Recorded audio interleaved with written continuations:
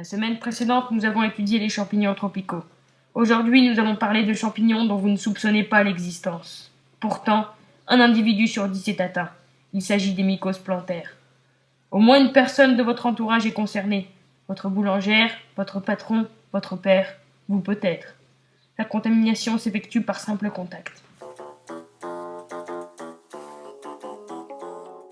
Nous avons rencontré Christiane G, rescapée des mycoses, qui a accepté de témoigner de son expérience. Ça a commencé par des petites démangeaisons, et puis des insomnies. J'avais l'impression d'être... Je savais pas ce que c'était. J'ai donc décidé d'aller voir un médecin qui m'a dit que c'était complètement anodin et il m'a proposé un traitement expérimental et là le champignon s'est multiplié. Mon mari était désespéré, il vivait comme une pestiférée, mes enfants ne me reconnaissaient pas. Mon employeur petit à petit me destituait de mes fonctions et voilà, j'ai été contrainte de démissionner.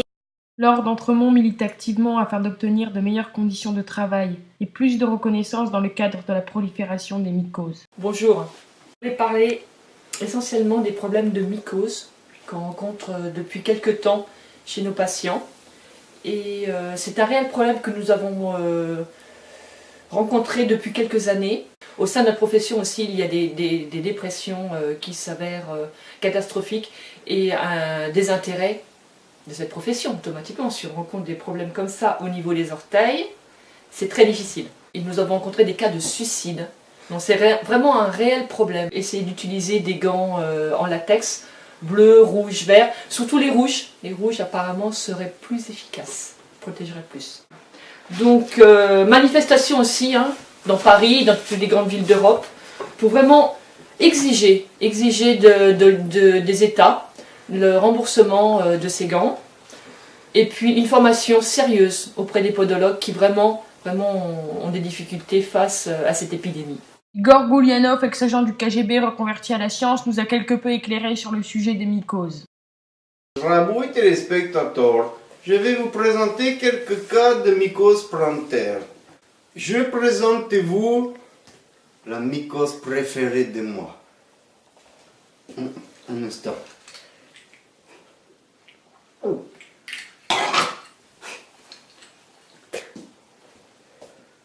Nous avons ici la Germiculus cuticulus gigantulus pinus porulus bolus canus lupus Escherichia coli vaginus oediculus. Pour soigner et éradiquer le problème, nous avons la flamme. La chaleur détruit forcément le champignon. Téléspectateurs, nous allons passer au second cas. Très intéressant, ma foi, car bien développé ici sur le sujet.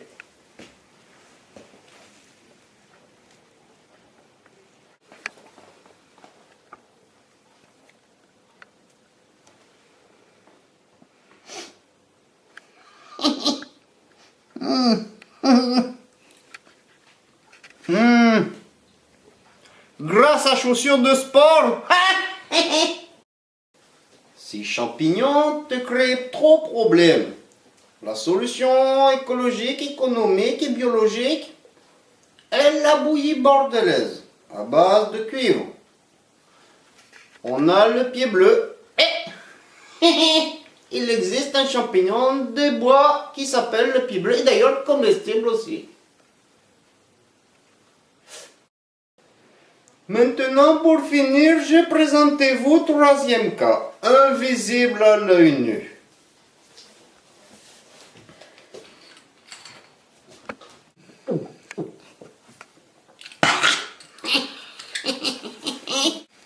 Je vais sortir l'ustensile pour voir comme il faut. Ceci est une chanterelle en tube, très comestible, très bonne, vraiment en omelette. Pour ce cas, nous proposons un traitement efficace, contrairement à ce que dit collègue. À moi, lui propose acide chlorhydrique, mais ça crée lésion et forcément après est arrivée de champignons dans lésion. Pas bon. Moi proposer autre chose. Moi proposer ablation du pied. Et puis emmerder. Autrement, moi proposer à vous autre champignon.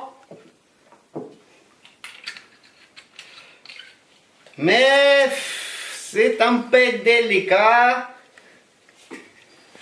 Car voyez-vous, c'est pas forcément filmable. Mais les mycoses, c'est aussi un puits économique sans fond, un pays en récession qui croule sous les dettes. 833 millions d'euros. 833 millions d'euros. Vous vous rendez compte de ce que ça fait, mademoiselle? Et d'après vous, qui c'est qui paye? Le contribuable. Le contribuable. Les mycoses aux pieds causent un déficit considérable pour la sécurité sociale. Et le citoyen paye deux fois.